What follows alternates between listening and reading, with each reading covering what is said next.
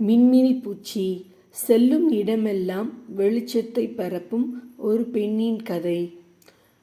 தமிழுக்கு நோபல் பரிசு. உலக வரலாற்றில் முதன் முறையாக ஒரு தமிழ் எழுத்தாளருக்கு இந்த வருடத்திற்கான இலக்கியத்திற்கான நோபல் பரிசு அறிவிக்கப்பட்டு இருந்தது. டாக்டர் மின்மினி இன்றைய நாளின் உலக தேடல்.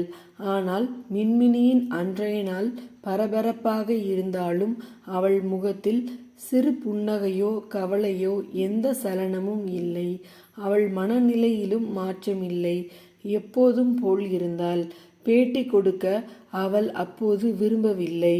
எழுத்து பணிக்காகவே தன் வாழ்க்கையை அர்ப்பணித்து 50-60 வருடங்கள் அனுபவம் வாய்ந்த சிறந்த இலக்கிய படைப்புகளால் உலக வாசகர்களை கவர்ந்த முதிர்ந்த இலக்கியவாதிக்கு கிடைக்க வேண்டிய அங்கீகாரம் 39 வயதில் மின்மினிக்கு கிடைத்துள்ளது. அவளை விட திறமையானவர்கள் இருக்கலாம், தகுதியானவர்கள் இருக்கலாம். ஆனால் பரிசு குழு அவளை தெரிவு செய்தது. அவளுக்கே இவ்வளவு பெரிய வெற்றியை எதிர்கொள்ள தெரியவில்லை.